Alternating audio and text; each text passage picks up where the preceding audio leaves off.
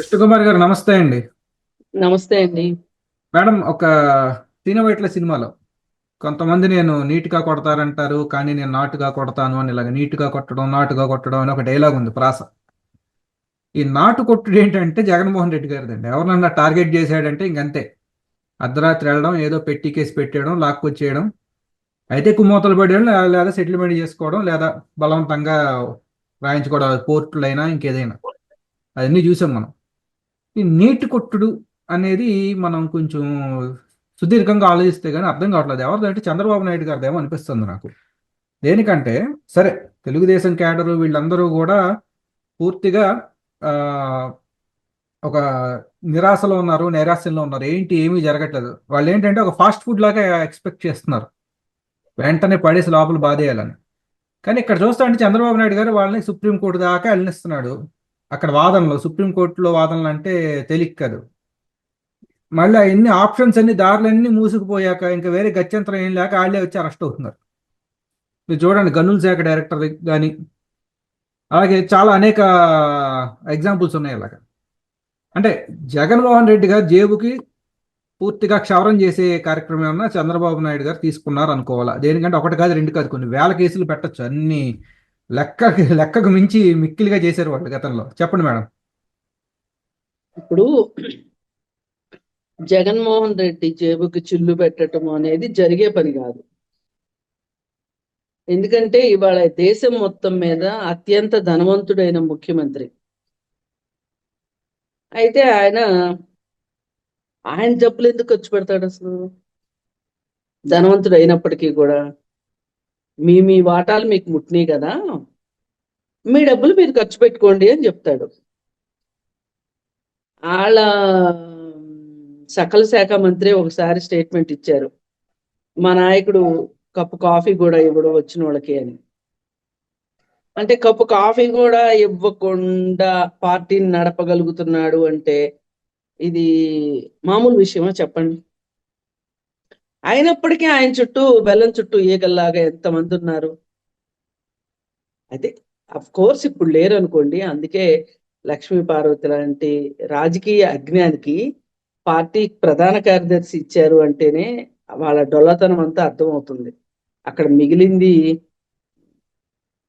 జగన్మోహన్ రెడ్డి, ఆయన చుట్టూ కోట్రేగా వెలువబడుతున్న వాళ్ళే మిగిలి ఉన్నారు.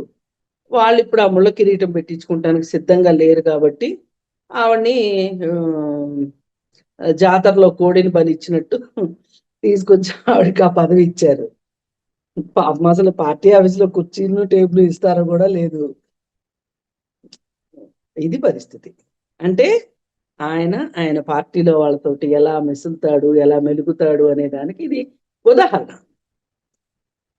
సరే, ఆయన జేబులకు చిల్లుబడినాయా పడలేదా, లేకపోతే గనుల శాఖ ముఖ్య కార్యదర్శికి పడ్డాయా, లేదా ఇంకొకటి పడ్డాయా అనుకుంటే, ఏదేమైనా నేను 100% మీరు చెప్పినట్లే గనక చేస్తుంటే గనక చంద్రబాబు నాయుడు గారు ఆ పద్ధతి అవలంబిస్తుంటే గనక నేను పూర్తిగా ఏకీభవిస్తాను ఆయన పద్ధతితోటి. ఎందుకంటే మంచికి ఎంత రికార్డు ఉంటుందో చెడుకు కూడా అంతే రికార్డు ఉంటుంది. మనకు మంచి రికార్డే పైకి కనిపిస్తుంది, చెడు రికార్డు మనకి ఎక్కడా కనిపించదు. కానీ చెడుకు కూడా ఒక రికార్డు ఉంటుంది. అయితే మరి ఈయన రికార్డు పరంగా చూసుకుంటే ఎలా చేశాడు పని అనుకుంటే, ఇప్పుడు నిజంగా మరి వేళ జగన్మోహన్ రెడ్డి గురించి ఆయనకి ఎవరి మీదైనా చూపు పడింది అంటే, ఎవరి గురించి అయినా ఆలోచించాల్సిన పరిస్థితి వచ్చింది అంటే, ఏదో కేసు పెట్టేసేసి తీసుకొచ్చేసి లోపల వేసేస్తాడని మీరు చెప్పారు కదా. ఆ విధానం ఎప్పటికీ కరెక్ట్ కాదు. నేను ఒక ప్రజాస్వామ్యాన్ని నమ్మే వ్యక్తిగా, చట్టాన్ని నమ్మే వ్యక్తిగా, ఈ రెండు పరిగణలోకి రానప్పటికీ న్యాయము ధర్మాన్ని నమ్మే వ్యక్తిగా ఎట్టి పరిస్థితుల్లోనూ జగన్మోహన్ రెడ్డి అనుసరించిన విధానాన్ని నేను నమ్మను. ఎవరైనా ఒకవేళ నమ్ముతుంటే గనక అలాంటి వాటిని అది కరెక్ట్ కాదు, మనం నమ్మాల్సింది చట్టాన్ని, ధర్మాన్ని, న్యాయాన్ని మాత్రమే అని నాకు తెలిసినంతలో నేను చెప్తా. ఒకసారి అండి, ఒక పెద్ద పార్టీల పేర్లు అనవసరం ఇప్పుడు, ఒక పెద్ద ఫ్యాక్షన్ లీడరు ఒక సినిమా యాక్టర్ని ఏదో చేశాడు అని చెప్పి వదంతులు వచ్చినాయి. నిజమో ఉట్టితో మనకు తెలియదు. అయితే మనకి బాగా తెలిసిన వాళ్ళు, కావలసిన వాళ్ళు ఒకళ్ళు ఇలా చేశాడంట తెలుసా, అలా చేశాడంట తెలుసా, అసలు అప్పుడు వాడి మొహం చూడాలంట తెలుసా, అది ఇది మాట్లాడుతుంటే నేను చాలా చిరాకు పడ్డాను. చాలా క్లాస్ తీయాల్సి వచ్చింది. ఏంటి అంటే ఎప్పటికీ ఆ విధానం కరెక్ట్ కాదు. వాళ్ళు ఏ పార్టీలోనే ఉండేవాళ్ళు, వాళ్ళు తెలుగుదేశంలో ఉండేవ్వండి, ఒక వైసీపీ పార్టీలో ఉండేవ్వండి, కాంగ్రెస్ పార్టీలో ఉండేవ్వండి, ఏ పార్టీలో ఉన్నా ఇవాళ మీరు చట్టానికి వ్యతిరేకంగా, ఇప్పుడు మనం లాకప్ డెత్తుల గురించి ఎందుకు మాట్లాడుకుంటున్నాం? ఇవి కూడా ఒక రకమైన లాకప్ డెత్ లాంటిదే కదా. ఇది కూడా ఒక ప్రైవేట్ పంచాయతీయే కదా. నీకు ఇవాళ బలం ఉంది అని చెప్పి, నీ చుట్టూ నలుగురు అనుచరులు ఉన్నారు అని చెప్పి నువ్వు చేయదలుచుకున్న పనులన్నీ చట్టానికి వ్యతిరేకంగా చేస్తే రేపొద్దున ఇలా ఇంకొంచెం నీకంటే బలమైన వాడు ఒకడు వచ్చినప్పుడు నువ్వు కూడా బలవుతావు. అందుకనే ఏంటంటే నేను చట్టాన్ని నమ్మమని చెప్తా. ఇప్పుడు కాస్త ఆలస్యం కావచ్చు, ఆలస్యమైనా జరగాల్సింది జరుగుతుంది. అంటే అన్ని కరెక్ట్ గా చేస్తే. మరి ఇప్పుడు చెప్పండి, చంద్రబాబు నాయుడు గారు అనుసరించే మీరు చెప్పినట్లే ఆయన అనుసరించే విధానం తప్ప రైటా? కరెక్ట్ అది. రా కార్యకర్తలకు రుచించకపోవచ్చు. కార్యకర్తలకు కూడా అర్థం కావాల్సింది ఏంటి అంటే ఎల్లకాలం మనకే అధికారం ఉండదు. రేపు ఒకవేళ పోయినప్పుడు మన పరిస్థితి ఏంటి ఆలోచించాలి. ఇంత మీరు అన్నట్టు ఫాస్ట్ ఫుడ్ 2 minutes నూడిల్స్ లాగా ఉండవండి వ్యవహారాలు. వ్యవహారాలు చాలా పకడ్బందీగా ఉండాలి. కేసు పెట్టామంటే ఒక రౌడీ స్కెచ్ చేస్తే ఎట్లా ఉంటుందో, ఒక తెలివైన వాడు, ఒక చట్టాన్ని నమ్మేవాడు కేసు పెడితే అట్లా ఉండాలి. పకడ్బందీ కేసులు పడుతున్నాయి ఇప్పుడు. ఇది కరెక్ట్ విధానం. 4 రోజులు ఆలస్యం, అంతేగాని జరగాల్సింది జరిగి తీరుతుంది. సుప్రీంకోర్టు దాకా వెళ్తున్నారు అంటే వ్యక్తిగతంగా వాళ్ళు ఖర్చు పెట్టుకోవాల్సి వచ్చినప్పటికీ కూడా ఖర్చు పెట్టుకోవాలి. మరి పాపపు సొమ్ము బాగా సంపాదించి పెట్టుకున్నారు కదా ఒకళ్ళు. పార్టీలకు అతీతంగా అధికారాలను అడ్డం పెట్టుకుని సంపాదించుకునే వాళ్ళకి ఇది ఒక హెచ్చరిక అవుతుందని అనుకుంటున్నా. కానీ అంత ఈజీగా గుణపాఠాలు నేర్చుకుంటే ఈ దేశం ఎలా ఎందుకు ఉండేది? అంటే అది అందుకని కాకుండా సిస్టమ్ కూడా వీళ్ళని ఫుల్గా, అంటే నేను మన సిస్టమ్ని కూడా కొంత తప్పు పడతానండి. దేనికంటే సిస్టమ్ చాలా తప్పు ఉంది. కొంచెం తప్పు ఏంటి, ఉమ్, సిస్టమ్ది చాలా తప్పు ఉంది. అంటే అంటే మనది ఏదైతే అమాయకుడు, ఉమ్, ఒక అమాయకుడికి శిక్ష అనవసరంగా పడకూడదనే మంచి ఉద్దేశంతో చాలా ఆ, ఒక అమాయకుడు ఎలాగైనా బయటపడాలనే ఉద్దేశంతో రాశారు. ఆ అదే అమాయకుడు ఒక నిర్దోషి 100 మంది దోషులు తప్పించుకోవచ్చు, కానీ ఒక నిర్దోషి శిక్షకు గురి కాకూడదు అనేది మన సిద్ధాంతం, మన లా యొక్క ముఖ్య అంతఃసూత్రం. అవును, కానీ అందులోనే లూప్ హోల్ ఉంది అంటున్నాను. ఆ 100 మంది అతిపెద్ద బిగ్ ఫిష్లు అయితే ఇప్పుడు సమాజంలో ఆ 100 మంది బిగ్ ఫిష్లు అయిపోతున్నారు. అవును, అవును. అందుకే అందుకే కొంచెం అంటే కొంచెము మనం కొన్ని విషయాల్లో అవసరమైతే చట్టాలకి మెరుగులు దిద్దాల్సిన అవసరం ఉంది. చట్టంలో అవసరమైతే మార్పులు తీసుకురావాల్సిన అవసరం ఉంది. అసలు ఉమ్, సుప్రీంకోర్టు దాకా ఆ వెళ్ళడం ఏంటండి? కింద ఎన్ని కోర్టులు ఉన్నాయి? వాటన్నిటిని వదిలేసి ప్రతి వాళ్ళు ఆ తిరుపతి తిరుమలలో బ్రేక్ దర్శనం లాగా దర్శనం చేసుకోవాలంటే ఎలా? అది కరెక్ట్ కాదు. మనం చేయాల్సింది ఏంటంటే కింద కోర్టులను గౌరవించాలి. మన చుట్టూ ఒక వ్యవస్థ ఉంది. నాకు డబ్బులు ఉన్నాయి కదా అని చెప్పి నేను టింగని ఫ్లైట్ బుక్ చేసుకుని ఢిల్లీ వెళ్ళి ఢిల్లీలో కూర్చుని చేసుకుంటాను, అక్కడ కూడా పైరవీ చేసుకుంటాను. ఇప్పుడు అక్కడ బెంచ్ మీద కేసు రావాలంటే మామూలు కేసు అయితే సంవత్సరాలు పడుతుంది. మరి వీళ్ళందరికీ ఇమ్మీడియట్ గా ఎట్లా వస్తున్నాయండి? ఇది ఆలోచిస్తున్నావా ఎవరమైనా? చట్టం ముందు అందరూ సమానులే అన్నప్పుడు ఎందుకు వస్తున్నారు మీరు? కింద కింద వ్యవస్థలను ఎందుకు మీరు పక్కన పెట్టేసి పై వ్యవస్థ దాకా ఎందుకు వచ్చారని కోర్టులు ఎందుకు ప్రశ్నించట్లా?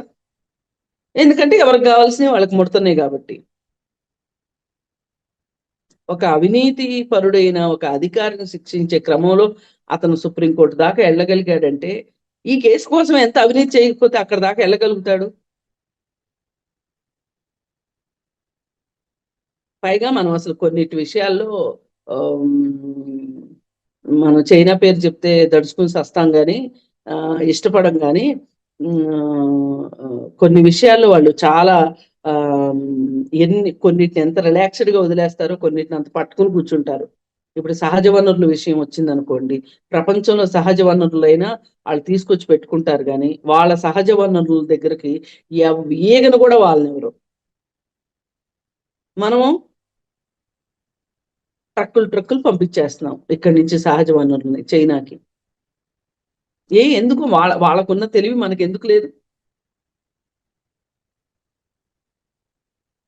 ఇక్కడ ఏం జరుగుతుంది అంటే, మన వ్యవస్థ బాగుండటానికి వచ్చే పనుల దగ్గరకు వచ్చేసరికేమో సాత్సారం జరుగుతుంది. మన వ్యవస్థ కూలిపోయే విషయం అంటే మన దేశానికి నష్టమయ్యే విషయాల్లో మటుకు ఫాస్ట్ గా సహజ వనరులు వెళ్ళిపోతున్నాయి. ఇక్కడ ఒక అణు విద్యుత్ కేంద్రం ఉందనుకోండి, అది పెట్టాలి అంటే మనకి బోలెడు అనుమతులు నిజమే కావాలి, కాదని అనట్లేదు. అది ఎట్లా ఎడాపెడా పెట్టడానికి వీల్లేదు. నేను ఎగ్జాంపుల్ చెప్తున్నా. అదే చైనాలో పెట్టాలి అంటే పెట్టేస్తారు వాళ్ళు.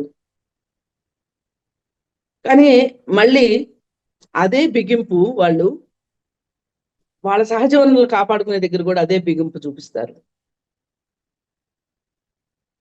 ఇక్కడ మనకి నావీ రాడార్ కేంద్రం పెట్టాల్సి వచ్చింది వికారాబాద్ లో.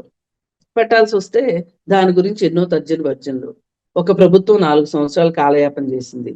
చేస్తామని అన్ని రెడీ చేసేసరికి వాళ్ళకి అధికారం పోయింది. కొత్త ఆయన వచ్చాడు, ఈయన సరే అన్నాడు, అయిపోయింది. దాని మీద ఎంత అంటే నేనేమంటానంటే, ఎవరు అడిగితే వాళ్ళు పెట్టేసుకోమని కాదు నా ఉద్దేశం. ఇక్కడ దానివల్ల జరిగే నష్టాన్ని భర్తీ చేస్తూ పెట్టుకోండి అనే పద్ధతిలో ప్రభుత్వమే ఆలోచించాలి ఆ విధంగా. అప్పుడు ఎవరైనా ఉద్యమకారులు ఉంటే వాళ్ళకి చెప్పగలగాలి, ఇంత ఎక్సర్సైజ్ మాకు ఇష్టం లేదు, మేము మోటుగా చేసేస్తాం. ఇప్పుడు ఆంధ్రాలో కూడా ఇదే పరిస్థితి. ఏంటి, చంద్రబాబు నాయుడు గారు అధికారంలోకి రాగానే ఏం చేయాలంటే అది చేసేయాలి. ఎట్లా కుదురుతుంది అసలు? ఏం చేయాలంటే అది చేసేస్తే ఇప్పుడు గాడిదకి గుర్రానికి బోలెడు తేడా ఉంది. చిన్న దూరం ఉదాహరణ నుంచి చూస్తే మీరు చైనా గురించి ఎత్తారు కాబట్టి, చైనాలో మేరకు ఎడారి ఉంటుంది. అటు ఈశాన్యం మూలనే లెవబుల్ అనమాట, కోస్టల్ మిగిలినంతా ఎడారి ఉంటుంది. అది అడ్వాంటేజ్ వాళ్ళకి. ఇప్పుడు ఎడారిలో వాళ్ళు అడవులు పెంచుతున్నారు. కుందేళ్లను పెంచుతూ కుందేళ్లు వేసే వ్యర్థాల ద్వారా స్లోగా ఒక 10, 20, 30 ఏళ్ళకి అక్కడ సాయిల్ బయోగ్రఫీ మారి అక్కడ అడవులు పెంచుతున్నారు వాళ్ళు. ఎడారిలో అడవులు, ఎడారి నుంచి అడవులు మార్చే ప్రయత్నం చేస్తున్నారు. అంటే మంచి విజన్తో వెళ్తున్నారు. మనం ఉన్న అడవులన్నీ పోగొట్టుకుంటున్నాం. మనం ఉన్న అడవులు పోగొట్టుకుంటున్నాం. ఇప్పుడు అడవిని సృష్టించుకోవడం పెద్ద కష్టం కాదండి. ఒక వ్యక్తి చేస్తున్నాడండి. 100 ఎకరాల అడవిని పెంచాడు ఒక అతను. ఇంకా చాలా ఉన్నాయి. మనం దానిలోకి వెళ్తే మనం అది చేయడానికి మనం సిద్ధంగా లేము. మనకు ఎంతసేపు ఈ అధికారం ఎట్లా సంపాదించుకోవాలి, ఈ అధికారాన్ని ఎట్లా నిలబెట్టుకోవాలి, ఈ ఈ ఒక్క ప్రోగ్రాం తప్పితే దేశం కోసం చేస్తున్న నాయకులే లేరు. అందువల్లనే మనం ఇంత మాట్లాడుకోవాల్సి వస్తుంది. ఏది ఏమైనా నేను మళ్ళీ ఒకే మాట అండి అనేది, ఏ ఉద్దేశంతో చేస్తున్నారో తెలియదు కానీ చంద్రబాబు నాయుడు గారు మీరు చెప్పిన విధానం కనుక ఫాలో అయితే కనుక 100% అది కరెక్ట్. ఎవరైనా ప్రజాస్వామ్యవాదులు అదే కరెక్ట్ అని సమర్థిస్తారు. కార్యకర్తలు కూడా ఇది అర్థం చేసుకుంటే చాలా బాగుంటది. ఇన్స్టంట్ జస్టిస్లు కరెక్ట్ కాదండి. అవును మేడం. అది ఎప్పటికైనా ప్రమాదం. ఇన్స్టంట్ జస్టిస్ అనేది స్పీడీ జస్టిస్ అడగండి. స్పీడీ జస్టిస్, అది కూడా తరో జస్టిస్ కావాలి మనకి, కాస్త ఆలస్యమైనా కూడా. ఆలస్యమైనా సరే చూద్దాం మేడం. మనం శ్రోతలు కానీ అభిమానులు కానీ ఆవేశం వద్దు. ఆలస్యం ఆలోచన. ఈ విషయంలో మాత్రం విషం కాదు, అది ఆలస్యం అమృతమే. కాబట్టి ధన్యవాదాలు మేడం.